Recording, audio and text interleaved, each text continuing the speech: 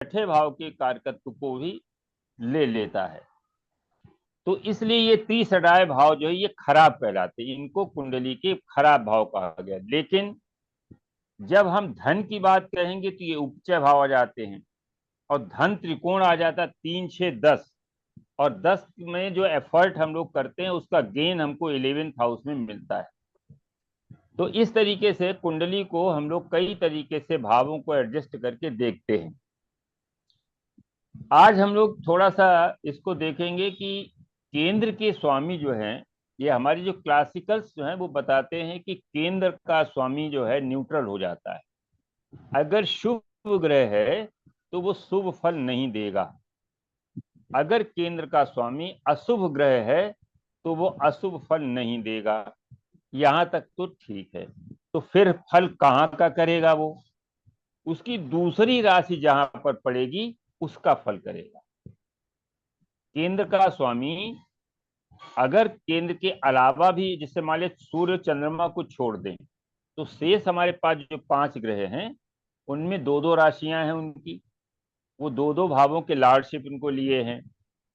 तो जब केंद्र का स्वामी जब खराब 30 का स्वामी भी बन जाता है तो अब ये बहुत पापी हो गया, क्योंकि केंद्र के स्वभाव, केंद्र के स्वामी होकर के वो न्यूट्रल हो जाता है। लेकिन अगर वहीं पर वो 3, 6, 11 का भी स्वामी हो जाता है, या 6, 8, 12 का स्वामी बन जाता है, तो ये बहुत ही निगेटिव हो जाता है।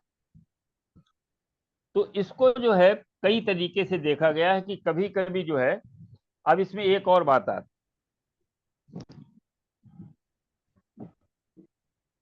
जैसे द्विस्वभावक जो राशियां हैं हमारी 3, 6, 9, 12, इनमें जो है एक ही ग्रह दो केंद्रों का स्वामी बनता है।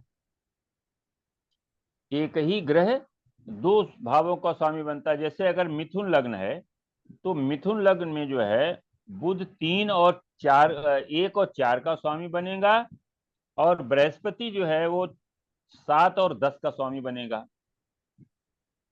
क्यों भाई? जी सर।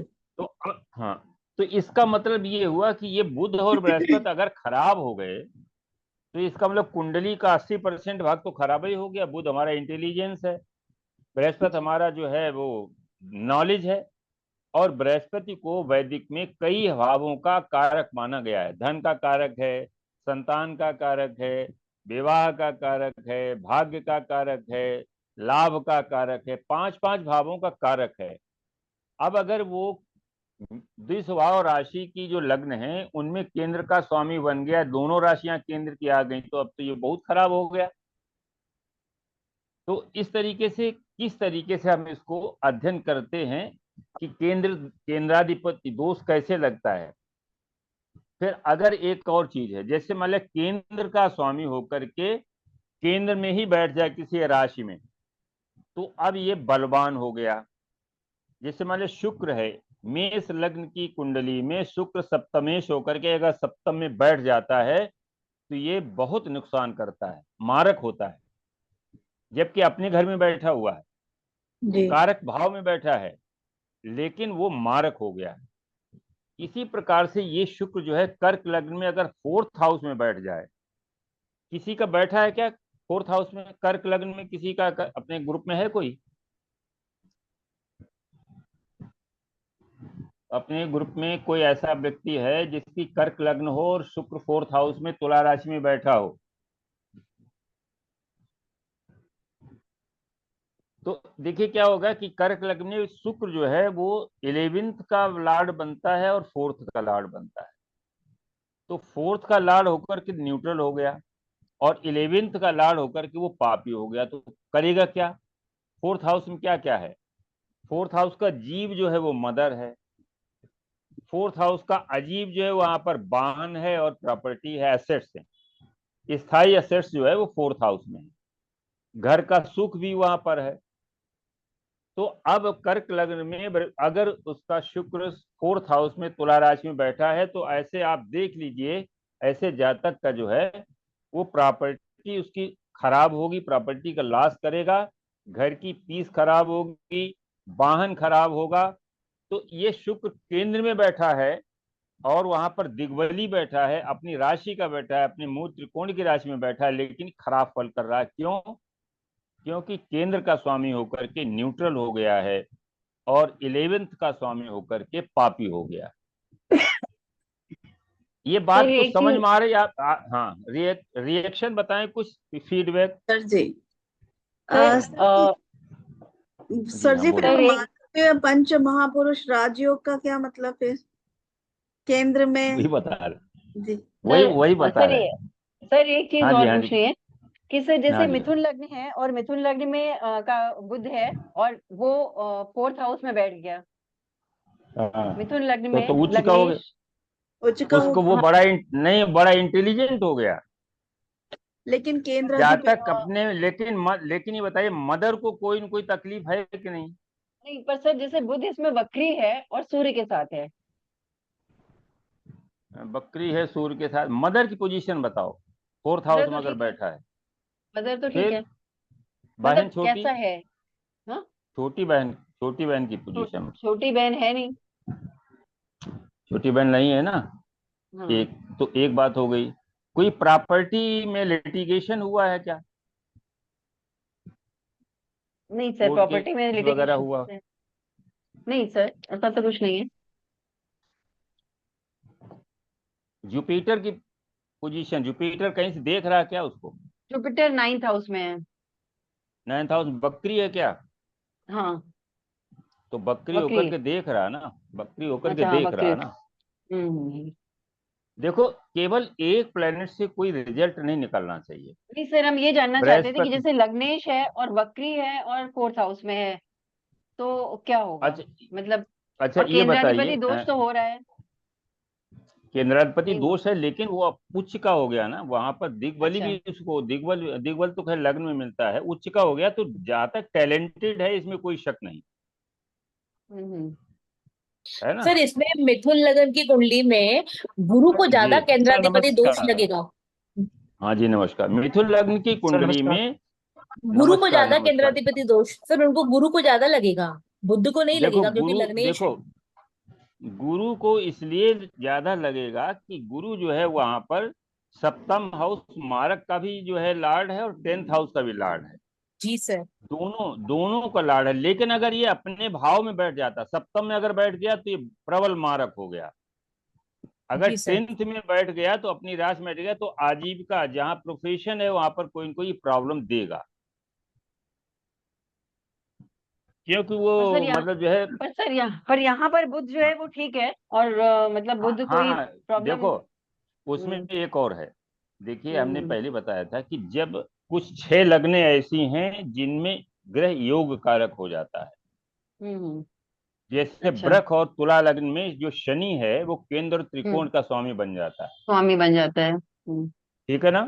इसी राजयोग तरीके कारक। से धनु धनु और मकर लग्न के लिए शुक्र जो है वो केंद्र और त्रिकोण का स्वामी बन जाता है। ये योग कारक ग्रह कहलाते हैं। तो 4 लग्नें हो गई। और जी सर। कर्क और सिंह लग्न के लिए मंगल जो है केंद्र और त्रिकोण का स्वामी हो जाता है। तो हम्म। इस तरीके से लग्न जो है वो केंद्र भी है, त्रिकोण भी है। जब अच्छा। भी लग्नेश होकर के वो केंद्र का स्वामी बनेगा तो वो शुभ ग्रह होगा। अच्छा। जी सर। ओके जब सर। मकर भी लगन की कुंडली, लग्नेश हो, हाँ, हाँ जी। मकर लगन की कुंडली में सर सप्तम भाव में, दसम भाव में शुक्र अपने घर में बैठा है सर ये। हाँ सर जी। सर नमस्कार, तो मैं वो तो सबको योग नमस्कार कारक करता हो हूँ। गया ना, योग कारक ग्रह बहुत हाँ अच्छा हाँ, हो गया। कुलदीप जी सर बताएं, नमस्कार। नमस्कार। सर हम कैमरा सबसे निवेदन कैमरा ये कहाँ? करना चाहते हैं। कैमरा नहीं, खोलो, हम पहले लाइट में कैमरा खोलो। थोड़ा सा अंधेरा है हमारे यहाँ। हाँ हाँ। हम सबको नमस्कार करते हैं। एक निवेदन ये नमस्कार। करते हैं कि अभी 30 मिनट 20 मिनट पहले क्लास शुरू हुई है।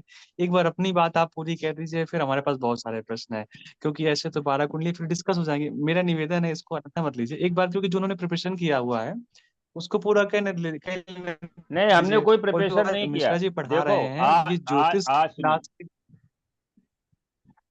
सुनो। आज हम जी, केवल इसलिए इसका मतलब लिया इतना है है कि कि, आप अपनी बात पहले पूरी कर लीजिए।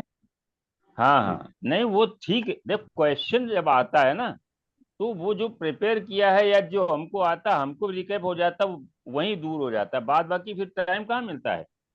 जो हम बता रहे हैं ये बहुत बेसिक चीज है। ये तो जाने कब आप पढ़ चुके हो, इसका प्रयोग कर रहे हो। जी सर।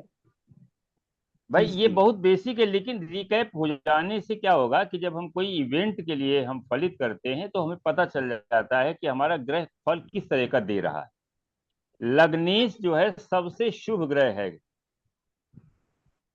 वो जिस भी भाव में बैठ जाता है उस भाव की शुभता बढ़ा देता है। इसी प्रकार से अष्टमेश जो है वो सबसे अशुभ ग्रह है। वो जिस भी भाव में बैठ जाता है उस भाव के जीव की जो है वो हानि करता है, उसकी अशुभता बढ़ा देता है। लेकिन उसमें क्या होता है कि देखिए, शुभ और अशुभ दो तरीके से हम लोग कंसीडर करते हैं। एक तो कहते हैं आर्थिक दृष्टि से, दूसरा कहते हैं माने जो है जीव की दृष्टि से।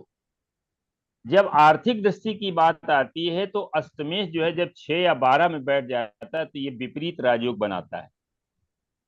लेकिन इसमें हम लोग कभी चर्चा करेंगे कि विपरीत राजयोग केवल इतना नहीं है कि वो शेष अष्टम में बैठ गया तो बन गया। मान लीजिए वो लग्नेश के साथ बैठ गया या लग्नेश से दृष्ट हो गया तो वह विपरीत राजयोग भंग हो गया। विपरीत राजयोग का मतलब है कि वो विपरीत परिस्थिति में ही फल देता है, किसी शुभ ग्रह से ना तो युत हो और ना दृष्ट हो।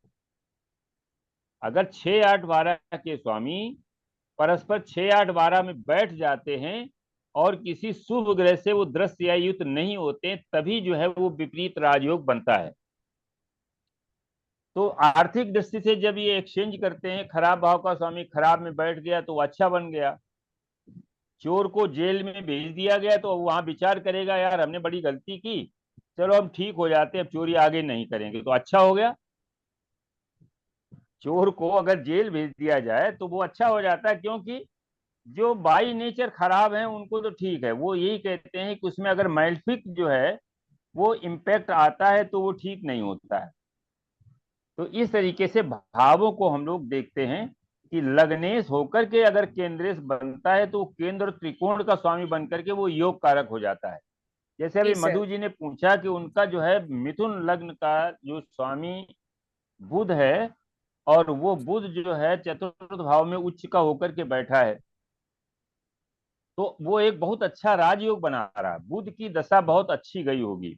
जब ये बुध बक्री होता है तो बक्री होकर के सूर्य के पास जाता है या सूर्य से दूर हटता है। सूर्य से दूरी पर ग्रह बक्री होता है, अभी हम लोग इसको थोड़ा सा डिस्कस करेंगे। तो अब ये देखना है कि बक्री होकर के ये थर्ड हाउस का भी काम करता है।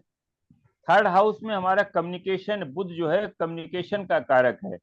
ऐसे जातक का कम्युनिकेशन बहुत अच्छा होगा, अपनी बात बड़ा बेबाकी से कहेगा और सामने वाला उसकी आवाज से, बात से जो है वो इम्प्रेस हो जाएगा। क्योंकि बुध यहाँ उच्च का है, बक्री होकर के थर्ड हाउस की तरफ उसको जा रहा है, जो कि कम्युनिकेशन का भाव है, लग्नेश भी है। शुक्र थर्ड हाउस का लॉर्ड है, इसलिए थर्ड हाउस में बैठा है। थर्ड हाउस का लॉर्ड वहां पर बैठा हुआ सूर्य उसके साथ में है, तो 1 और 3 का संबंध बन गया। 1, 3 के संबंध में ये भी आता है कि छोटा भाई जरूर होगा, या छोटा होगा या बड़ा होगा, माने उसका जो शिवलिंग है। तो मधु जी जिसकी कुंडली है उसका भाई है क्या? हाँ जी सर, ये मेरी कुंडली है। सही है सर। अच्छा है ना। हाँ हाँ, सर। तो वो, तो इस तरीके से जो है टैलेंट भी है और अपनी कम्युनिकेशन भी बहुत शार्प है। ये बात भी है। थर्ड में, थर्ड की तरफ, थर्ड का लॉर्ड के साथ बैठा हुआ लग्नेश, 1 और 3 का संबंध है। छोटा भाई है भी, और छोटे भाई से ट्यूनिंग भी ठीक है, बशर्ते कि शनि या राहु उसके प्रभाव में ना हो। हाँ सर, नहीं है। ठीक है। हाँ। हाँ, तो इस तरीके से जो है हम इन भावों को देखेंगे। केंद्र, अब देखिए क्या होता है कि जो शुभ सबसे ज्यादा दोष लगता है शुक्र को और बृहस्पति को। शुक्र और बृहस्पति जब केंद्र के स्वामी हो जाते हैं, इनमें दोष लग जाता है तो कुंडली 50-60% ऑटोमेटिक नीचे आ जाती है, उसकी पोटेंशियल कम हो जाती है, क्योंकि ये शुभ ग्रह है। और शुभ ग्रह का स्वामी होकर के न्यूट्रल हो गया तो शुभ ग्रह देगा कौन, शुभ फल देगा कौन? शुक्र जो है वो शुभ ग्रह, नैसर्गिक शुभ ग्रह है। अगर ये केंद्र का स्वामी होकर के न्यूट्रल हो गया तो अब फल कौन देगा? तो इनमें दोष जो है सबसे अधिक होता है। बुध में उससे कम होता है, चंद्रमा में सबसे कम होता है, क्योंकि 4 ग्रह ही ये शुभ ग्रह माने गए हैं, शुक्र, बृहस्पति और वैक्सिंग मून। वैक्सिंग मून माने वो चंद्रमा जो शुक्ल पक्ष का चंद्रमा हो और वो मैल्फिक इम्पैक्ट में ना हो। और जो बुध है वो शुभ युति में हो तो वैसा बुध भी जो है वो शुभ माना गया है। अगर शनि के साथ है तो पापी हो जाएगा, गुरु या शुक्र के साथ में है, सूर्य के साथ में, तो ये शुभ हो जाता है। और शेष जो 4 ग्रह हमारे हैं, शनि है, मंगल है, सूर्य है, ये अशुभ ग्रह हैं, क्योंकि राहु केतु की कोई ओनरशिप नहीं है। वो जिस भाव में बैठ जाते हैं उसके स्वामी के तरीके से कार्य करने लगते हैं। तो इसमें क्या होता है कि एक चार्ट हम देखेंगे कि जब ये केंद्राधिपति दोष लगता है तो क्या काम कर सकता है। चंद्रशेखर जी की कुंडली है एक, इसको जी सर। कुंडली चंद्रशेखर जी की कुंडली है, जो अपने वो हुए हैं चीफ मिनिस्टर, अरे प्रधानमंत्री हुए ना, उनकी कुंडली को जो हम लोग थोड़ा सा देखते हैं। एक मिनट, अरे कहाँ चले,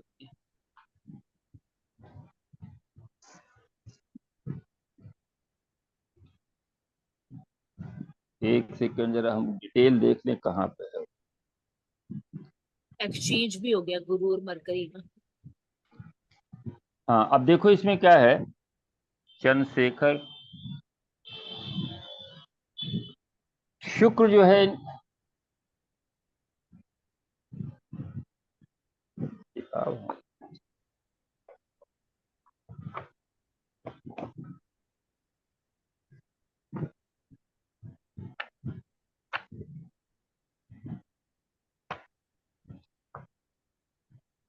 डिटेल जरा देखते हैं।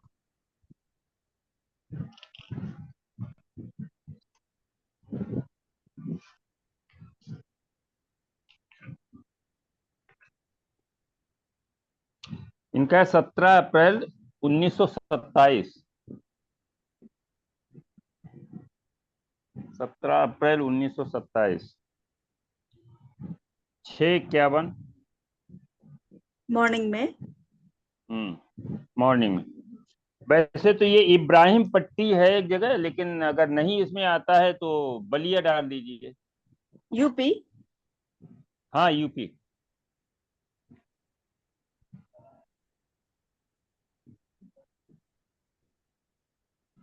IA, हाँ IA, जी। ठीक है ना। जी सर। अब देखिए इसमें शुक्र और चंद्रमा, ये 2 शुभ ग्रह हैं। जी। चंद्रमा चूंकि शुक्ल पक्ष का है तो ये शुभ ग्रह है, और जी। इसकी ओनरशिप 4th हाउस की है। और शुक्र जो है वो सप्तमेश है, सप्तमेश होकर के वो 2nd हाउस में बैठा है। सर जी। सप्तमेश होकर के शुक्र, वीनस, हाँ। सप्तमेश केंद्रेश है, जी। और ये मारक भाव भी है, जी। और दूसरे मारक भाव में ये बैठा हुआ है।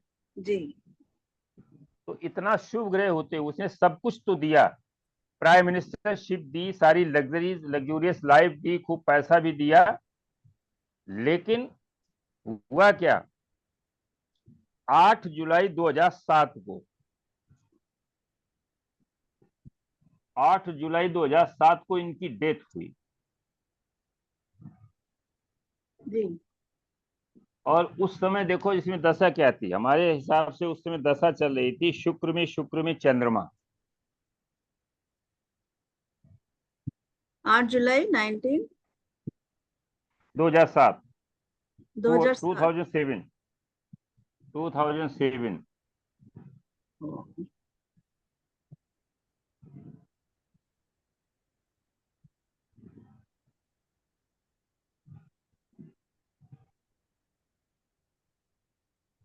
थोड़ा कम कर लो, एक जो है 2 में रखो, दशा अंतर में फिर प्रत्यंतर लगा देना जब उसमें हो जाए। जी। 2007 में वीनस चल रहा वीनस, है। वीनस सूर्य। और वीनस बढ़ाती हूँ, एक नंबर और बढ़ा देते हैं। ये 2004 आ गया फिर से।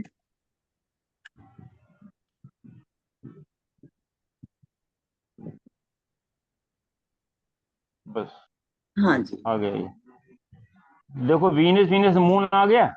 जी। मून आ गया, बिल्कुल जी। वीनस वीनस मून में इनकी डेथ हुई। अब देखिए वीनस जो है कहते हैं ये केंद्र का स्वामी है, जी तो उसने क्या किया कि जो लाइफ को तो चूंकि मारक भाव को स्वामी है, वो एक दूसरे मारक भाव में बैठा हुआ, तो ये मारक का काम करेगा। चंद्रमा केंद्र का स्वामी होकर के मारक भाव में बैठा है, तो केंद्र का स्वामी होकर के ये थोड़ा सा कमजोर हो गया है, न्यूट्रल हो गया है। तो अब जहां बैठा है वहां का फल करेगा, जहां बैठा है तो मारक भाव में बैठा है तो मारक की तरह काम करेगा। तो इस तरीके से हम लोग ये देख सकते हैं कि केंद्राधिपति दोष जो है अगर वीनस या जुपिटर हो जाए तो फिर ये बहुत ही खराब फल करते हैं। तो ये इस तरह से इसको फिर आगे और हम कई हर लग्न के लिए देखेंगे। ये मेष लग्न के लिए हो गया। जी मेष लग्न शुक्र जो है, इसी तरह से अगर हम वृष लग्न ले लें,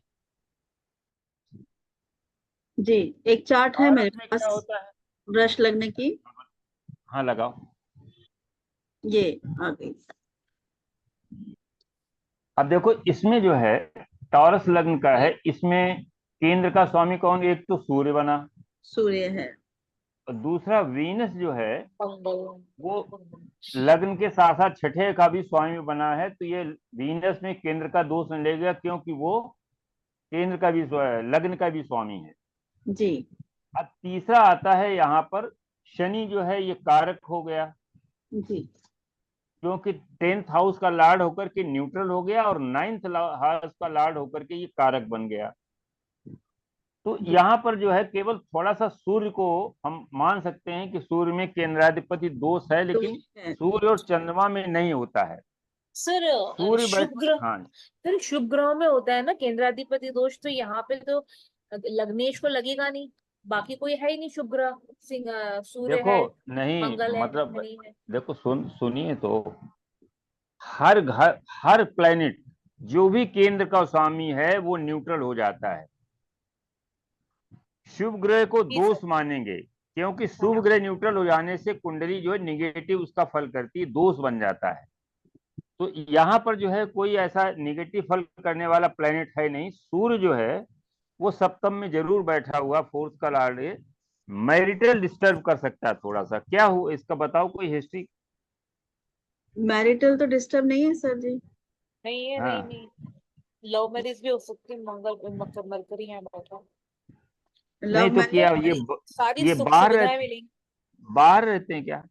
नहीं, हाँ साथ में यही रहते इंडिया में है, इंडिया में ही है। इंडिया में ही है, इंडिया में ही है जी। हाँ देखो इसलिए कि फोर्थ ये का देखिए लॉर्ड पंचमेश जो है वहां पर बैठा हुआ सबसे शुभ ग्रह, तो जी एक राजयोग बन गया वहां पर। हाँ जी सर। पंचमेश यानी त्रिकोण का स्वामी जो है वो केंद्र में आ गया, जी और सूर्य को जो है दोष लगता नहीं है। जी सप्तम में सूर्य जो है कहीं न कहीं थोड़ा सा एग्रेशन या ईगो वगैरह देता है, तो पार्टनर में तो ईगो होगी या नेटिव में ईगो होगी। तो जी इस तरीके से अब देखिए लग्नेश नवम भाव में बैठा हुआ है, बहुत अच्छी पोजीशन में है। लाभेश का लग्नेश का जो है एक संबंध है, धन योग बन गया, जी ठीक है ना। तो जी ये कुंडली बड़ा पोटेंशियल है। ये कोई आर्थिक क्षेत्र में कुछ काम करते हैं क्या। नहीं, मेरे हस्बैंड की है, साइंटिस्ट है साइंटिस्ट है। जी। अच्छा सर तो फोर्थ हाउस का साइंटिस्ट है। लॉर्ड अपने से फोर्थ में बैठा है, भावत भावन के हिसाब से वो भी बहुत बढ़िया हो गया सूर्य। अपनी मदर इन लॉ का बताओ, मदर इन लॉ की पोजीशन क्या है। वो अच्छी थी काफी, मतलब पढ़ाती थी, स्कूल में टीचर थी हाँ बुध है ना वहां पर, सूर्य के जी। साथ बुध। जी अच्छा, अच्छी थी, बोलने में बहुत अच्छी थी, कटाक्ष देखो करने में तृतीय, भी अच्छी हाँ थी अच्छा वो, जी। अब सास चाहे जितनी अच्छी हो कुछ न कुछ तो निगेटिव बता ही दिया जाएगा। कटाक्ष कटाक्ष शब्द जो है उसे समझ में आ गया कि बहू और सास के बीच में। देखो वीनस और मून जो है वो जी केंद्र में है ना, लेकिन वीनस के साथ जुपिटर है, तो बहू जो है वो बहुत माइल्ड नेचर की है, और चंद्रमा मंगल के साथ में है तो थोड़ा सा एग्रेसिव जी नेचर जो है, अग्रेसिव। चलो खैर वो बात अलग की है। जी केंद्र के स्वामियों में हमेशा दोष लगता है बृहस्पति, शुक्र, जो है चंद्रमा और बुध। शुभ बुध, शुभ चंद्रमा और शुक्र और बृहस्पति, इनमें लगता है। जी बात बाकी जो है भाई, पापी ग्रह अगर केंद्र के स्वामी हो जाए तो वो तो न्यूट्रल हो जाएंगे, पाप फल उनका खत्म हो जाएगा। जी तो इस तरीके से अब इसको थोड़ा सा लिया। अब हमने चर्चा की थी कि थोड़ा सा हम रेस्ट्रो पर चर्चा करेंगे किसी दिन। एक इसमें वो ये देख सकते हैं साहब, ये मकर लगन कुंडली में 10वें भाव जी में शुक्र की राशि में शुक्र वीनस से बैठा हुआ है। हाँ, तो मकर लग्न में जो है वो शुक्र शुक्र योग कारक कारक। है, जी कारक ग्रह है। वो केंद्र और त्रिकोण का स्वामी बना है, पंचम का स्वामी होकर के दसम में बैठा है। Yes sir. और 10वें का पंचम का स्वामी भी है स्वामी वो। होकर के दसम में बैठा है। अच्छा, ये तो पहली संतान लड़की है क्या इस जातक की? हाँ लड़की है सर। पहली संतान ना? हाँ हाँ, तो ठीक है, अच्छा फल करेगा। शुक्र जो है यहाँ पर अच्छा फल करेगा, शुक्र खराब नहीं फल करेगा।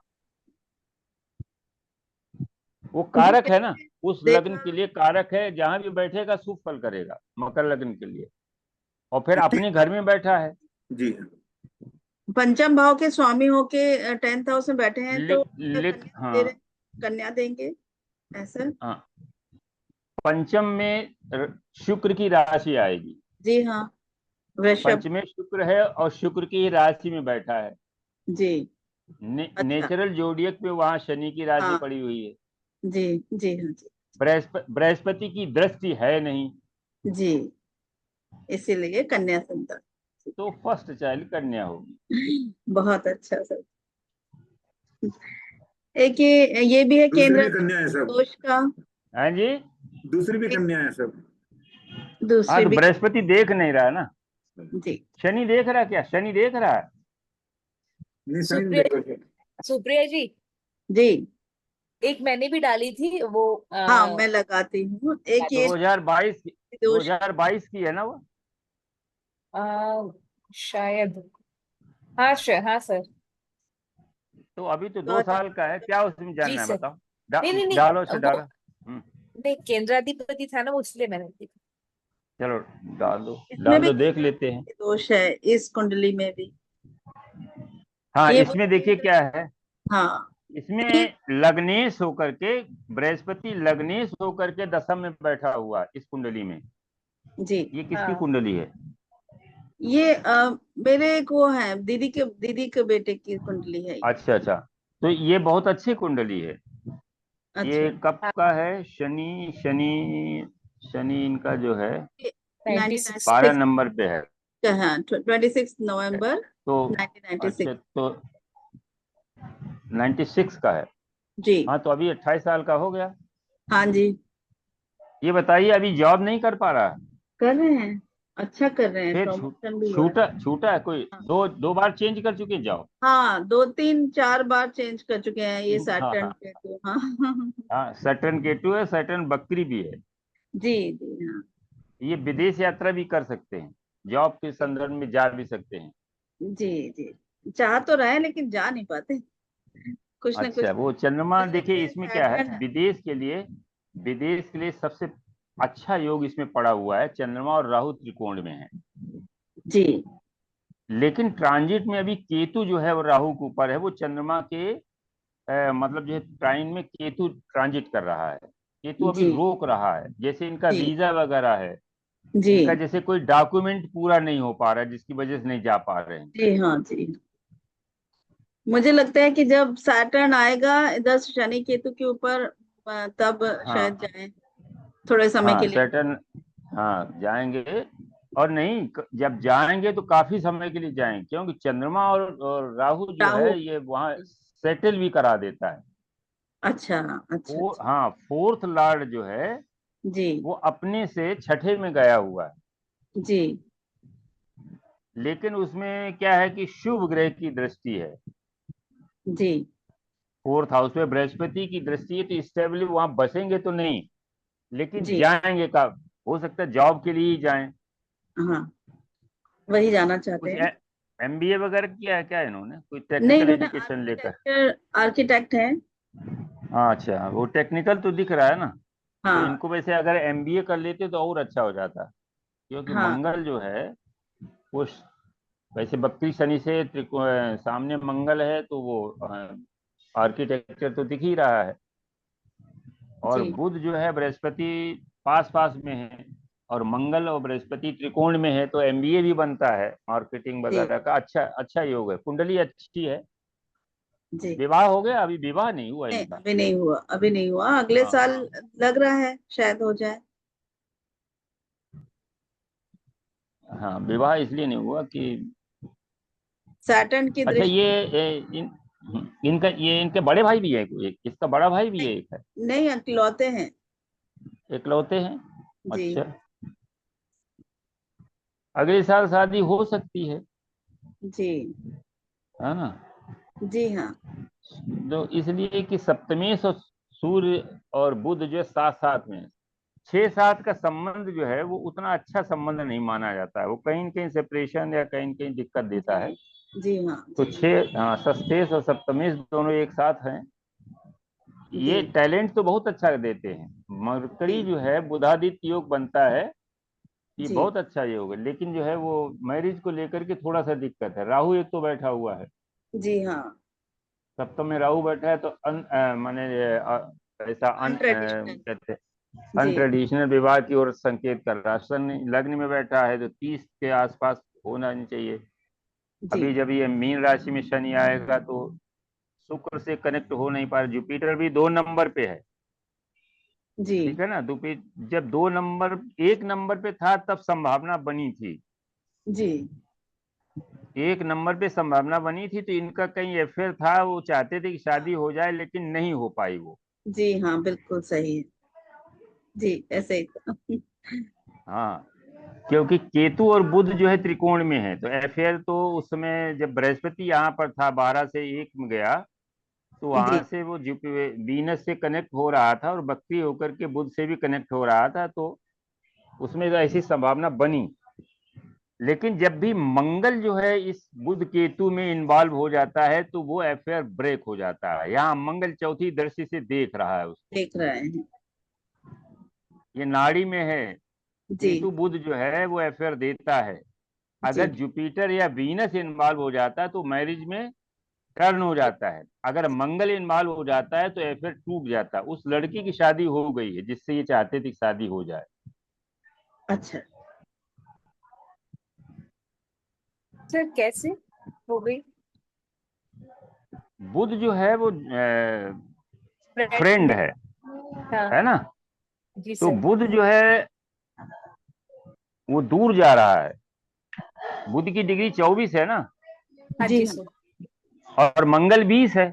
20 है। तो बुध दूर है ना मंगल से। जी जी सर। हाँ, इस तरीके से। अब थोड़ा सा हम रेट्रो पे चलते हैं। किसी का अगर कोई चार्ट में और कुछ थोड़ा सा डिस्कस होना हो तो कोई चार्ट लगा सकता है। थोड़ा हम सर वो जो मैंने सर वो बताया था उसमें रेट्रो था दोनों, जो मैंने डेट कौन डाली से? ना, वो 99 वाले अच्छा, में, नहीं नहीं कहाँ किस? 2022 में। हाँ डाल दो भाई, डाल दो का चार्ट बता जी, दो। बताइए डेट। 10th सितंबर 2022। टाइम। 14 2 दिल्ली।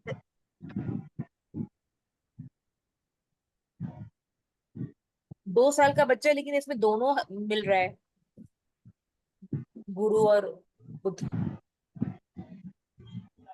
रेट्रो है दोनों। बुध जो है, ये बताइए इसमें घर में कोई प्रॉब्लम है क्या? इसके घर में पेरेंट्स के बीच में नहीं कोई प्रॉब्लम नहीं? नहीं, जब हुई थी तब हुई थी उस समय, प्रॉब्लम जब हुई थी? बच्चा, हाँ बच्चा पैदा हुआ था तब हुई थी। देखो, जहां पर प्लैनेट रेट्रो प्लैनेट बैठता है वहां कुछ न कुछ जो है प्रॉब्लम होती है उस भाव में। यहाँ जुपिटर 4th हाउस में बैठा है, लेकिन जी जुपिटर जो है वो एक अच्छा ग्रह है, वो बैलेंस कर देता है। अगर कोई यही दूसरा ग्रह बैठा होता है मंगल वक्री होकर के बैठा होता तो ये तोड़ देता, घर की जो है सुख शांति को खत्म कर देता। अच्छा। अब देखो, हाँ अब देखो इसमें बृहस्पति 11 डिग्री का है और बुध 14 डिग्री का है, तो बुध वक्री होकर के बृहस्पति की तरफ आ रहा है। तो जब भी बुध और बृहस्पति का माने आप आपस में संबंध होता है तो ये नॉलेज और टैलेंट, ये दोनों चीजें आती हैं। तो आगे चल के टैलेंटेड हो जाएगा, नॉलेज भी बढ़िया रहेगी। फोर्थ हाउस बढ़िया है एजुकेशन का। सेकंड हाउस का लॉर्ड सेकंड में है, वो बकरी होकर के, देखो इसमें 3 ग्रह बकरी है, शनि भी बकरी है। जी सर। अब देखो 3 ग्रह तो ये हो गए, राहु केतु बकरी होते ही हैं, 5 हो गए। हालांकि राहु केतु का अगर हम नाम लेने, एक और चीज है इसमें, नेपच्यून जो है वो भी बकरी है, यूरेनस भी बकरी है। जी। अच्छा जी सर, इसीलिए मैंने लगवाया था कि बहुत वक्री है इसमें। हाँ देखो इसमें क्या होता है कि इसमें जो 8 ग्रह हैं वो बकरी हो सकते हैं। 5 ग्रह तो ये अपने इंटीरियर हैं, और 3 ग्रह जो हैं वो सैटर्न की बाहरी कक्षा के जो 3 ग्रह हैं, यूरेनस, नेपच्यून और प्लूटो, तो ये भी बकरी होते हैं। जी। अब देखो प्लूटो भी बकरी है सेकंड हाउस प्लूटो में, भी बकरी है। नेपच्यून भी बकरी है फोर्थ हाउस में। जी। हम्म। यूरेनस और भी ये बताइए, ये हाँ यूरेनस फिफ्थ में बकरी है। ये बताइए इसके परिवार में कोई मतलब जो है, ये बताइए क्या परिवार में कोई दिक्कत है क्या, कोई प्रॉपर्टी को लेकर के झगड़ा है क्या? नहीं सर, ऐसा तो नहीं है कुछ भी। अब अभी 2 साल की है तो कोई प्रेडिक्शन तो किया नहीं जा सकता है। हाँ जी सर, वो तो रेट्रो प्लैनेट लेकिन थे ना, इसलिए लेकिन मैंने नहीं, लगवाया। ये बताइए 2023 में ये बीमार पड़ी होगी कि नहीं पड़ी?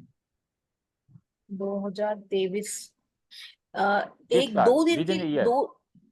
2 दिन के हाँ लिए शायद हॉस्पिटलाइज हुई थी, शायद। अब कब हुई थी? पर सर देखो ये था कि जुपिटर से, ये सर, ये बच्ची जब पैदा हुई ना, उसके जी 4 दिन पहले ना इसकी परदादी की डेथ हो गई थी। हाँ 4 दिन पहले तो वो, इसके पापा की हाँ दादी की।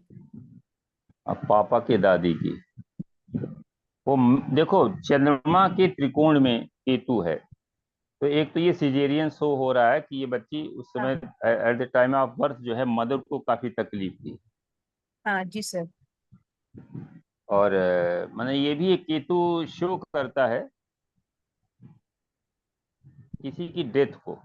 और जो चंद्रमा है वो मदर या उसे ग्रैंड मदर जो भी कह सकते हैं, लेकिन अभी इसमें कोई बड़ा प्रिडिक्शन नहीं किया जा सकता है, जी जी क्यों सर, कभी जी बहुत सर। छोटी। लेकिन ये बात जरूरी है, ये जरूर है कि ये पिछले जन्म का बहुत बड़ा बोझ लेकर के आई है कन्या, क्योंकि शनि कर्म का कारक बकरी है, हाँ।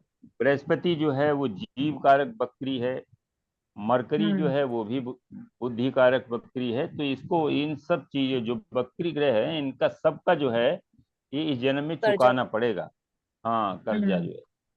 तो सर उससे क्या हेल्थ इश्यूज होते हैं, क्या होगा फिर? और उसमें कई प्रॉब्लम्स आती हैं। अब जैसे इसमें बुध जो है बकरी हो गया, नहीं तो बुध जो है अगर केतु के पास चला जाता ना तो इसको जो है नर्वस सिस्टम में दिक्कत आ सकती थी इसको। हाँ, पर अब वो नहीं आएगी। हाँ वो नहीं आएगी, बकरी होकर के इधर सूर्य की तरफ आ रहा है, जो इम्यूनिटी का कारक है वहां पर जो है संजीवनी का कारक और उसका मित्र बुध बैठा हुआ है, तो लॉन्गेविटी में ज्यादा दिक्कत नहीं है। लेकिन अब ये 3 साल की, 22, 23, 24, 25 साल में कहीं न कहीं इसको थोड़ा सा चोट वगैरह का, चूंकि मंगल से आकर के मिलेगा जुपिटर, जब भी मंगल से आकर के मिलता है फर्स्ट राउंड में तो जातक को फीवर है, कुछ इस तरह का जो है प्रॉब्लम आती है मंगल से संबंधित। हम्म। तो अभी छोटी बच्ची है, ये जी सर। निश्चित है कि ये बड़ा पुरान पिछले जन्म का बहुत गार्बेज लेकर के बड़ा जो है वो लेकर के आई है। 3 3 हम्म। ग्रह इसके बकरी है, बुध भी बकरी है, शुक्र भी, जुपिटर भी बकरी है, शनि भी बकरी है, सब उसे इसमें ठीक है। थोड़ा केंद्राधिपति दोष भी लग रहा था ना, इसलिए। देखो केंद्राधिपति केंद्राधिपति दोष। दोष में इसमें बृहस्पति तो बैठा है, तो बृहस्पति को तो लग नहीं रहा, और बुध भी अपनी राशि में बैठा है तो कहाँ लग रहा? अच्छा, अपनी राशि में बैठेंगे तो नहीं लगेगा? नहीं लगेगा। अच्छा ऐसा है सर जी, ये नहीं हाँ, पता मुझे। अगर सप्तम, देखिए अगर यही मरकरी सप्तम में बैठ जाता तो ये प्रबल मारक हो जाता, जी लेकिन यहाँ सर पर जी, नहीं बैठा।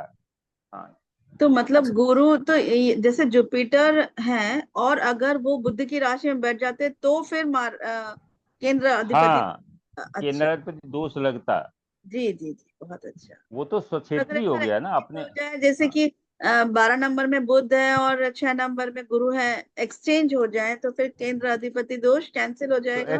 हाँ, ये कैंसिल हो जाएगा फिर। जी जी, बहुत अच्छा। नहीं तो सर इसमें मैं कह रहा था आपको लग्न कि जैसे इसके जो जी ग्रह हैं वो जी। शनि भी स्वराशि हो गया, जुपिटर स्वराशि हो गया, बुध भी स्वराशि हो गया, सन भी स्वराशि हो गया सर। हाँ, तो लेकिन ये ये बताइए, ये जैसे शनि बकरी है तो जा रहा जी पीछे जा रहा जी सर, वो पीछे जा रहा है सर। बृहस्पति, और और और अच्छा, डिग्री 22 है ना और सर, डिग्री। और दूसरा ये है कि बृहस्पति जो है वो बकरी होकर के शनि की तरफ जा रहा है, तो शनि गुरु का भी एक संबंध बन गया, एक्सचेंज हो जाएगा। तो ये कुंडली अपने आप में तो सर सारे कुंडली ग्रह नहीं, स्वराशि। कुंडली अच्छी है, लेकिन बकरी ग्रह जो है वो संघर्ष देते हैं। जैसे इसका सेकंड हाउस में बकरी ग्रह शनि बैठा हुआ है, अब इसकी फैमिली में कहीं न कहीं कोई न कोई प्रॉब्लम है अर्थ को लेकर के, हो सकता है कि अभी ना मालूम पड़ रहा हो, आगे चल के पता चलेगा। वैसे बकरी भी ग्रह सर, जहां का, हाँ बताओ। मतलब अपनी स्वराशि के या उच्च राशि के वक्री ग्रह उतना अच्छा परिणाम नहीं दे, और ज्यादा बलवान हो जाते हैं हाँ, उतना। देखिए अभी हम थोड़ा सा बकरी को थोड़ा सा हम पढ़ेंगे, इसको बाद में चार्ट देखेंगे, पहले बकरी का थोड़ा कंसेप्ट हम लोग पढ़ लें। जी जी 8:30 बजे थोड़ा सा 10 मिनट हम बताएंगे। देखिए बकरी क्या होता है, बकरी का पहले एक उदाहरण हम आपको बताते हैं, लौकिक उदाहरण, फिर उसको समझिए। जी आपको 9:30 बजे ऑफिस खोलना होता है, मान लीजिए आप 9 बजे घर से चले, और जब घर से चले ऑफिस से जब थोड़ा पहले रह गए तो आपको एकदम याद आ गया कि चाबी तो घर ही में रह गई। अब क्या होगा? तो आप क्या करते हैं कि वहां से वापस आते हैं घर, जी और वापस आने में क्या होता है कि ये सामान्य रूप से बात है, प्रक्रिया, कि जब उसको पता चला कि ऑफिस में 9:30 बजे खोलना है और 9:15 बजे हमें पता चला कि चाबी नहीं है, तो तेजी से दौड़ के आता है। वो वहां से किसी को चेष्टा बल कहते हैं, जी उसका एफर्ट जो है ऑटोमेटिक बढ़ जाता है, क्योंकि उसे टाइम से जो है ऑफिस खोलनी है।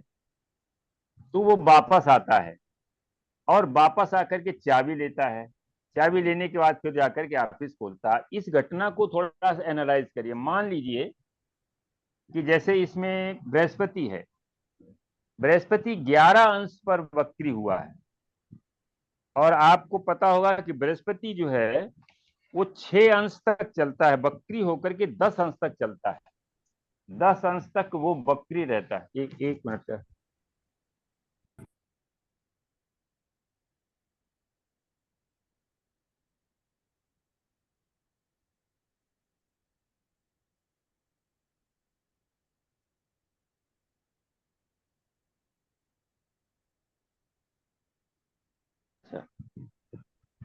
देखिए बृहस्पति जो है वो 10 अंश तक वक्री रहता है, और ये 11 अंश पर है।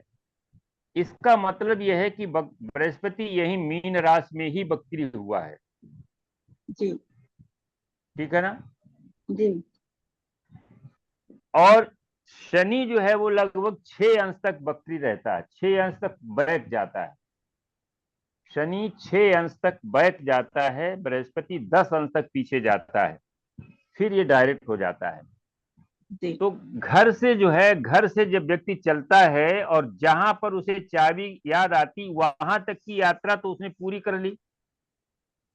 ये वक्रत्व का पहला फेज है, जी यानी वो उस स्थान की, उस रास्ते की उसको जानकारी हो गई।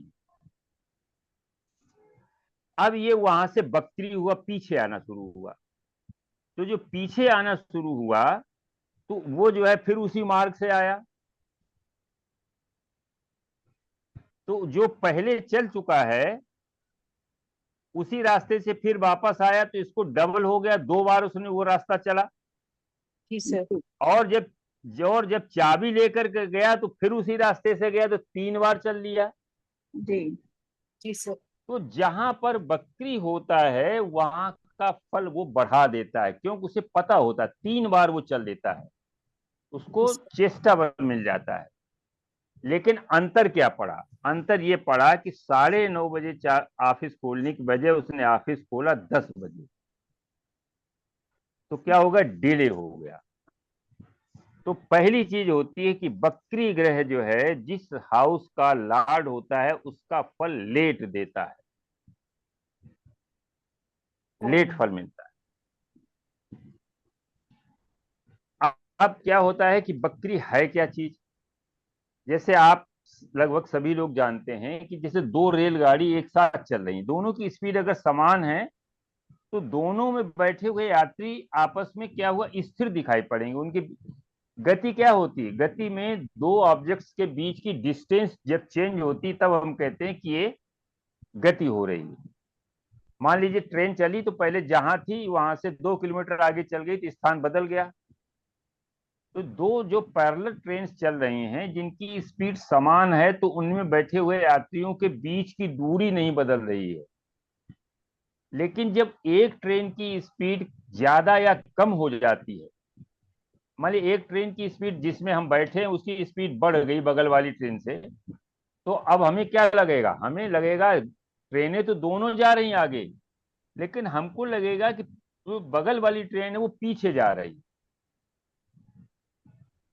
तो जो प्लेनेट हैं वो सूर्य की परिक्रमा करते हैं चारों तरफ, सूर्य उसके कक्षाएं हैं, है ना? बुध, शुक्र, पृथ्वी, मंगल, बृहस्पति, शनि, ये 6 प्लेनेट हो गए। पृथ्वी की जगह सूर्य कर देते हैं तो 5 हो गए, और उसके बाद जो है सूर्य चंद्रमा मिलके 7 हो गए, राहु केतु मिलके 9 हो गए। तो जो 5 ग्रह हैं, 3 इंटीरियर ग्रह हैं, माने अंदर के ग्रह हैं, इनर प्लेनेट हैं बुध और शुक्र, और 3 जो हैं ये एक्सटीरियर प्लेनेट हैं, मंगल, बृहस्पति और शनि। तो ये क्या करते हैं कि ये जब सूर्य के सापेक्ष, वक्रत्व तो हमेशा सूर्य के सापेक्ष होता है। जब ग्रह की सूर्य से एक विशेष दूरी होती है तो वो वक्री कहता है, और उसकी वजह से हम पृथ्वी पर बैठ करके उसके इम्पैक्ट को देखते हैं। वक्री जो है, वक्रत्व मिलता है सूर्य और प्लेनेट के बीच के डिस्टेंस की वजह से, और असर पड़ता है पृथ्वी पर बैठे हुए ऑब्जर्वर पर। ऑब्जर्वर देख रहा है कि वो प्लेनेट सूर्य से जो प्रकाश ले रहा है वो पृथ्वी पर उसकी रिफ्लेक्टिविटी किस तरीके से चेंज हो रही। तो जब ग्रह सूर्य के नजदीक होता है, दूर होता है, तो पृथ्वी के नजदीक होता है। जब सूर्य से दूर होता है, और आपको पता है कि ग्रह कब वक्री होते हैं, इनको चाहो तो अगर नहीं पता तो नोट कर लो। जी 5 ग्रह वक्री होते कब हैं ये हम आपको बता देते हैं, कितने अंश पर वक्री होते हैं। देखिए, सूर्य से जब 251 दूरी पर 140 दिन तक वक्री रहता है, 110 से और 251 के बीच में शनि वक्री होता है। जब शनि सूर्य से 110 से लेकर के 251 अंश के बीच में दूरी होती है तब ये वक्री होता है। जैसे मान लीजिए आज जो है शनि वक्री है, सूर्य कहां पर है आज? एक मिनट, आज का जो है वो लगा देते हैं चार्ट। सिंह राशि में सर। हाँ, सिंह इसको राशि पहले में। समझ। सिंह राशि में है, कितने जी अंश सर। का है? राशि में आज है, आज कौन सी डेट हो गई है? 3 डिग्री के हैं, आज 3 डिग्री। डिग्री का, हाँ 20 तारीख हुई ना, देखो, 16 को है, 16 17 4 डिग्री के 3 आसपास डिग्री है, ये मैंने लगा दिया प्रश्न। देखिए सूर्य जो है 3 डिग्री का है, जी 3 डिग्री चार के। और शनि जो है 23 डिग्री का है। जी ठीक है ना? जी तो 3 डिग्री का मतलब सूर्य की टोटल डिग्री कितनी है? सूर्य जो है 4 राशि 3 डिग्री, 120 हो गई, 30 को 120 और 3 123 हो गई। जी 123। 123 है जी। आज। और शनि कहाँ पर है? 12th हाउस में 23 डिग्री तो के 10 तब 323 शनि की हो गई। हाँ बिल्कुल। हाँ इनका डिफरेंस कितना हुआ? 323 210 और 23। 190 हो गया सर। 12 200 200 हो गए। 43। तो 200 हो गया अब सर। भाई 323 है और 23 है 103 सर। घटा देते हैं। 123 थी ना? हाँ 123 तो घटा 123 देते 200 हो हैं। गया। 123 हो माइनस गई 200 हो गया सर। 200 हो गई। जी जी। हाँ तो 200 बकरी है कि नहीं? 100। अब देखिए कब जी। बकरी कब हुआ था? ये जून में 29 30 जून को 30 हुए। जून 30 जून को। हाँ 30 जून को ये बकरी हुआ था।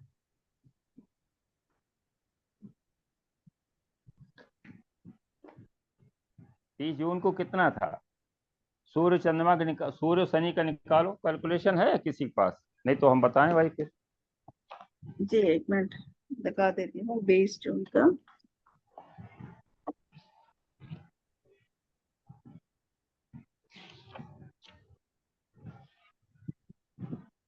शनि बकरी हुआ था आपका 30 जून को। उसमें शनि का अंश लिख लें जरा कॉपी में। थोड़ा आगे बढ़ाना पड़ेगा। शनि 10 अंश 25 का 10 राशि 25 अंश पर था।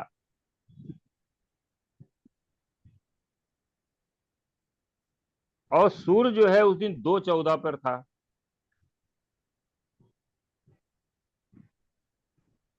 तो 2-14 का मतलब क्या हुआ? मिथुन राशि में था। 60-14 डिग्री कितनी हो गई? 74 सूर्य की थी। 29 और को हुए थे सर जी, 29 जून को हुए थे शनि आपने वक्री। 20 आपने 21 तारीख 20 डाला है। हाँ नहीं सर, 20 बोल रहे थे तो मैंने 20 20 डाली। 30 है। मैंने 30 बोला था। अच्छा 30 30। बोल। हाँ जी जी। अच्छा मुझे 20 सुनाई दिया, सॉरी। इसको उस समय जो है वो सूर्य जो है 2 राशि मिथुन राशि में 14 अंश पर था। तो 74 डिग्री तो ये हो गया सर। चलो एक 74 मिनट माइनस देख लो बता। 325। हाँ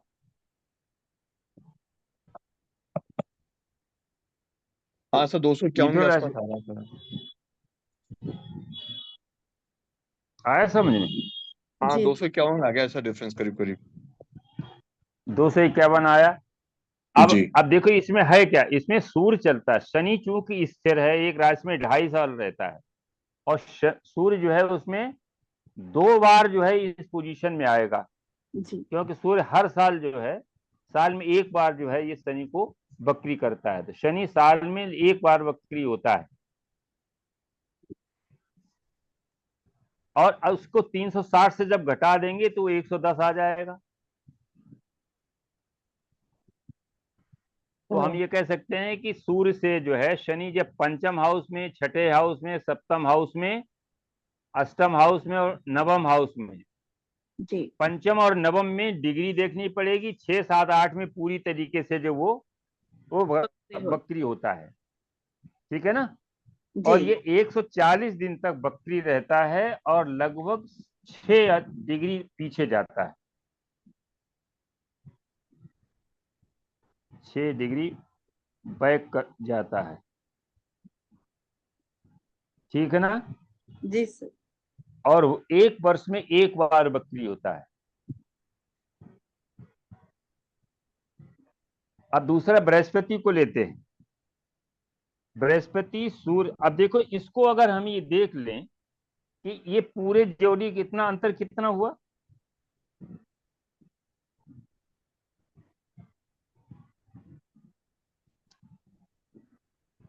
ये कितना कवर करेगा? 251 से 110 जब कम करेंगे तो 131 141 करीब आ जाएगा।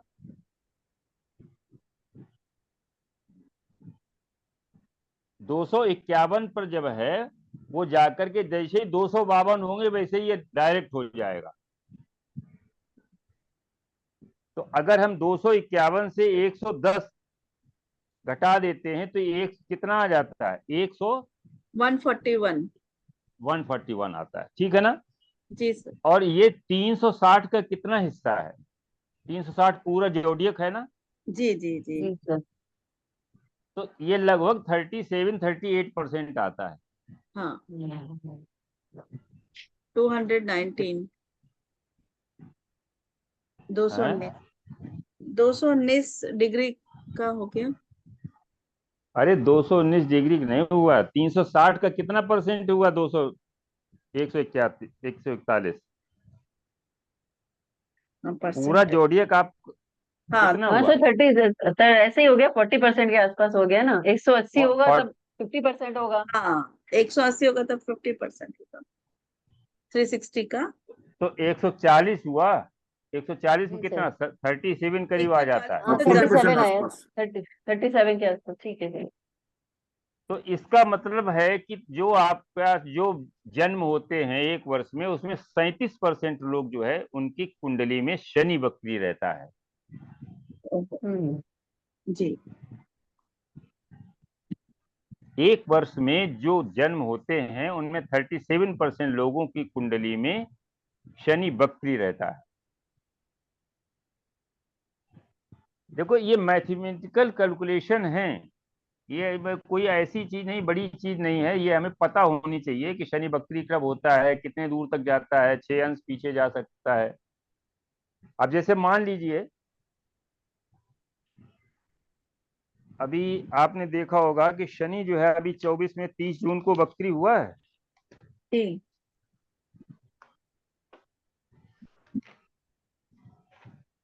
शनि जो है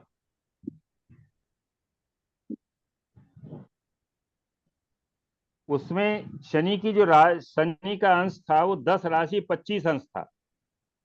जी हाँ। और 15 नवंबर को ये डायरेक्ट होगा।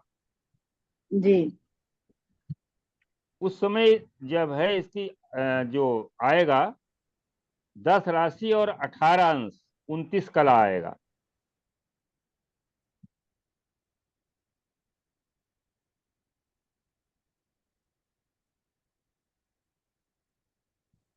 तो 6 अंश और ये पीछे। अब बृहस्पति को हम लोग ले लेते हैं कि बृहस्पति सूर्य से 115 से 245 के बीच वक्री रहता है। सर फिर से बताइए। 115 बृहस्पति। टू 245। 115। हाँ, 115 से लेकर के 245 तक। यानी जब बृहस्पति सूर्य से 115 अंश दूर हो जाता है तो ये वक्री हो जाता है। और 245 अंश तक सूर्य से दूरी जब बनती है तो फिर जो है ये वहां तक वक्री रहता है, फिर ये मार्गी हो जाता है। अब शनि वाले में लिख लिए 140 दिन वक्री रहता है, और बृहस्पति 120 दिन वक्री रहता है। एक वर्ष में एक बार वक्री होता है, लगभग 10 अंश तक पीछे जाता है। 130 दिन हो गए सर ये।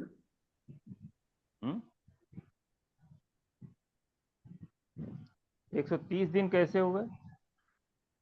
ये तो 115 डिग्री है। अच्छा अच्छा, ठीक है सर।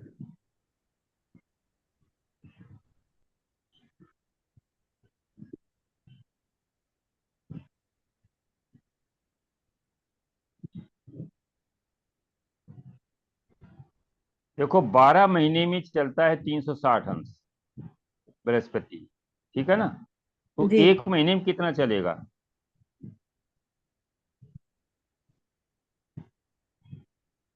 30 degree sir. हाँ जी। 30 डिग्री। 30 डिग्री एक राशि में रहता है।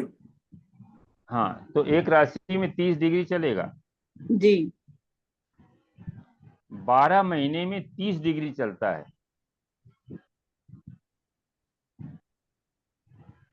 तो एक महीने में 2.5 डिग्री चलेगा। जी भाई एक वर्ष रहता है ना एक राशि में बृहस्पति। जी। बृहस्पति एक राशि में एक वर्ष रहता है। और एक राशि कितने अंश की होगी? 30 अंश की। 30 डिग्री। ठीक है ना? जी तो हाँ, 1 महीने में कितना चलेगा? 2.5 डिग्री। 2.5 डिग्री।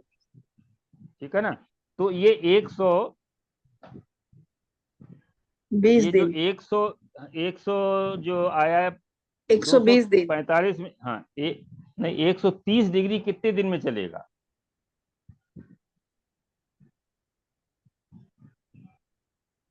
अरे 2.5 डिग्री चलता है 1 महीने में। ये खोल लीजिए, खोल लीजिए। तो फिर 30 डिग्री 1 साल में चला ना? हाँ, तो 1 महीने में कितना चला? भाई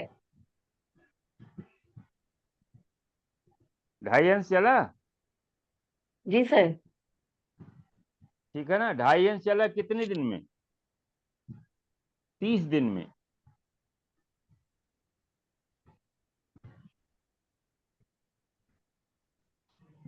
तो 130 डिग्री कितने दिन में चलेगा? 130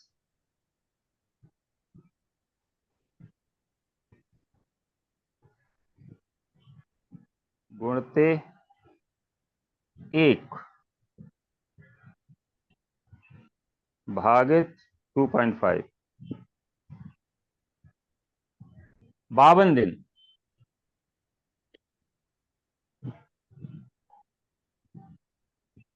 इसको पहले समझ लो, जैसे भी हो आप इसको कैलकुलेट करते रहिए। आप ये समझिए 120 दिन बकरी रहता है, वर्ष में एक बार बकरी होता है, 10 अंश तक पीछे चलता है। ठीक जी है ना? जी। अब आता है मंगल। मंगल सूर्य से 130 अंश से 230 अंश तक बकरी रहता है।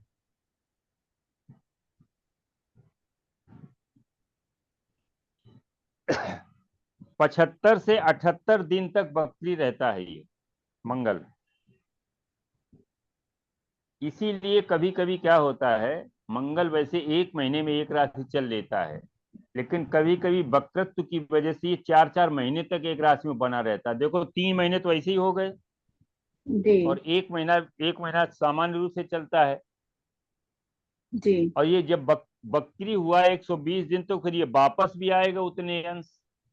जी तो लगभग 6 महीने लग जाते हैं। मंगल कभी कभी 6 महीने तक एक राशि में बना रहता है।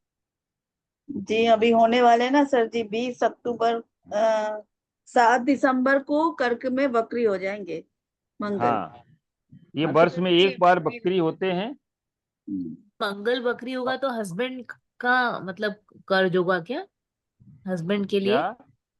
मंगल अगर बकरी है तो क्या फलित करेंगे? हस्बैंड का करना पड़ेगा। मंगल बकरी है तो हस्बैंड को मतलब जो है छोटे भाई से कुछ लेना देना उसका बकाया है, तो छोटे भाई के प्रति उसको जो है कुछ न कुछ करना पड़ेगा। छोटा भाई कई कोई जिम्मेदारी है क्या? देखो, नहीं उसका नहीं असर सर। बकरी ट्रांजिट में बकरी का फल तभी दिखाई पड़ेगा जब वह प्लेनेट नेटल में बकरी हो। ये ध्यान रखिएगा। जी बहुत अच्छा। नहीं किसी के से नेटल चार्ट में अगर मंगल बकरी है लेडी के चार्ट में, तो जी हाँ, उसका फलित फलित क्या होगा? मंगल बकरी है इसका मतलब उसके हस्बैंड का पहले कोई पिछले जन्म पिछले भाव से किस भाव में बकरी है, ये भी तो देखना पड़ेगा ना। 12th हाउस में जैसे। 12th हाउस में है तो इसका मतलब है 11th हाउस जो है वो सप्तम से छठा है, सप्तम से पांचवा है। जी ठीक है ना? तो पत्नी का कोई मतलब जो है वो बना हुआ है, ऋण उसे चुकाना पड़ेगा, पत्नी को कहीं घुमाना पड़ेगा, पत्नी को लिए कोई प्रॉपर्टी खरीदनी पड़ेगी। कोई प्रॉपर्टी है उसकी पत्नी के नाम जिसका मंगल बकरी है फीमेल चार्ट लेडी में। के, हाँ सर फीमेल चार्ट में है बकरी मंगल, और हाँ प्रॉपर्टी है फीमेल की। तो बस वो तो है ना, वही मंगल प्रॉपर्टी का कारक है। 11th हाउस में अगर बकरी है तभी है, क्योंकि वो और सप्तम का पंचम है। सप्तम का ट्वेल्थ पंचम में, है सब। हाँ ट्वेल्थ में बकरी होके 12th में बकरी है तो वो 11th, 11th वो 11, हाँ 11th का फल करेगा ना। 11th क्या, सप्तम से पंचम। हाँ तो पंचम जी सर। प्राप्ति का है। सप्तम माने पत्नी प्राप्त करेगी क्या? प्रॉपर्टी। कहाँ से? हस्बैंड के द्वारा। अच्छा ठीक है ना? जी सर, ये तो अच्छा हो गया। अच्छा हो गया। अब इसको जब भी खरीदी है उसका डेट देखिए, उस दिन मंगल ट्रांजिट में बकरी रहा होगा। जी सर। जी वो डेट को, उस डेट में देखिए जब ये प्रॉपर्टी खरीदी गई, क्या उस समय मंगल ट्रांजिट में बकरी था? सर ये तो देखना पड़ेगा। ईयर तो पता चल जाएगा ना कि ईयर में। चलो उसको देख लीजिएगा। फिलहाल उसका जो फलित है वो इसी तरीके का है। इसके बाद बुध आता है, बुध को देख लेते हैं। बुध सूर्य से 14 डिग्री दूरी पर बकरी होता है, 23 अंश तक बकरी रहता है। 23 और 14 के बीच में लगभग 9 अंश ये बकरी रहता है। 24 दिन बकरी होता है और एक वर्ष में 3 बार बकरी होता है।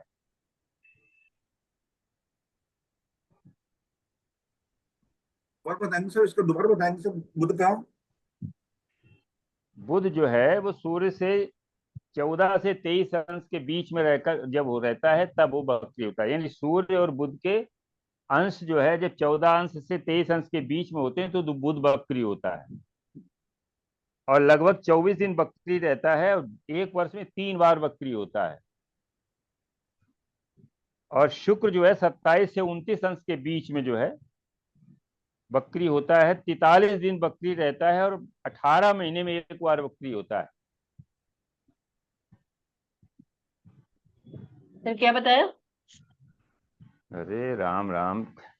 एक बार शुक्र नहीं, शुक्र जो है हाँ, 27 से 29 के बीच में, 27 डिग्री से जी सर। 29 डिग्री के बीच जब सूर्य का डिफरेंस होता है तो बकरी होता है। 43 और दिन बकरी रहता है जी सर, और 18 महीने में एक बार बकरी होता है। 18 महीने में, ठीक है सर। और बकरी शुक्र जो है जिसकी कुंडली में होता है वो समझो शंकर जी का एक वरदान है। मतलब शंकर जी अच्छा का है। एक नाम, हाँ एक नाम वक्र है। तो जो मार्गी प्लेनेट है उनकी पोजीशन भगवान विष्णु जो है वो निर्धारित करते हैं और बकरी ग्रह की पोजीशन भगवान शंकर निर्धारित करते हैं। तो समझो अगर शुक्र बकरी है किसी कुंडली में तो वो एक ब्लेसिंग्स ऑफ गॉड शंकर। आज हम लोग यहीं पे इसको खत्म करते हैं। ये चूंकि कक्षा इसलिए हमने ले लिया कि थोड़ा सबसे मुलाकात हो गई और कुछ थोड़ा सा बेसिक हो गया। संडे को चूंकि क्लास नहीं हो पाई थी, अगले संडे को हम लोग इसी को आगे बढ़ाएंगे। कुछ भावार्थ भावम लेंगे या केंद्राधिपति दोष के अन्य लग्नों के लिए हम एग्जाम्पल चार्ट से बताएंगे कि वो किस तरीके से फल करते हैं।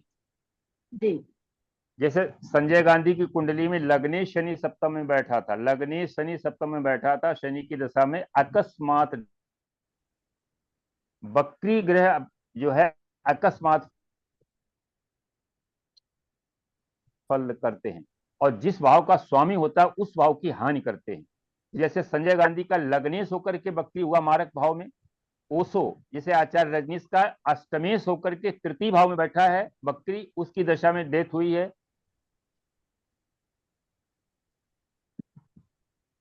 इस तरीके से हम लोग उसको देखेंगे। और जिस भाव का बकरी होकर के अगर वो मैलिफिक इंपैक्ट में है तो उस भाव के जीव की हानि करता है, ये बात मान के चलते हैं। जी सर, फिर से बताएं प्लीज। जैसे लता मंगेशकर की कुंडली में जिस भाव में बकरी बैठता है उस भाव के जीव की हानि करता है। जैसे अच्छा मान लिया अगर लग्नेश होकर के बकरी हुआ तो लग्न में जीव है, जातक स्वयं है, उसकी हानि करेगा। अष्टम में लॉन्गिविटी है। ओशो के अष्टमेश बकरी होकर के बैठा था तृतीय भाव में, 30, 11 ये भाव खराब होते हैं तो इसको 59 की एज में ही उनको जो है डेथ हो गई। लता मंगेशकर की कुंडली में पंचमेश बुध बकरी है, इसलिए कोई संतान नहीं। इसलिए इस तरीके से हम लोग देखते हैं। आगे फिर इसी या तो वक्र को ही आगे चलाएंगे या फिर और कोई टॉपिक लेकर के थोड़ा सा डिस्कस होगा। तो आज हम लोग सोचते यही खत्म करें इसको। ठीक सर। जी सर। Thank you sir. जी सर, नमस्कार नमस्कार सर। नमस्कार जी। नमस्कार सर, नमस्कार। थैंक सभी यू। को नमस्कार नमस्कार सर। सर। किसी को नमस्कार sir, thank you sir. Thank you sir. नमस्कार। सर मैं ये कह रहा था आपको, अगली बार आपने जो BNN से वो बताया था ना सर, रेमेडीज, हाँ हाँ, वो एक बार थोड़ा सा रिपीट करा दीजिएगा, थोड़ा सा रिवीजन हो जाएगा सर। चलो ठीक है, बताते हैं। जी सर, जी सर। ठीक सर, थैंक यू वर्ष सर। फल का। वर्ष फल का। ठीक है, ठीक है। ठीक। जी सर, प्रणाम सर। नमस्ते सर जी। हाँ, नमस्कार सर, प्रणाम सर। नमस्कार। सभी साधकों को नमस्कार। नमस्कार। नमस्ते। नमस्कार सुप्रिया जी, नमस्कार। नमस्ते सर जी। नमस्ते। नमस्कार सुप्रिया जी। हाँ, नमस्ते अनीता जी। जी। चलिए, ओके, बाय। Bye bye.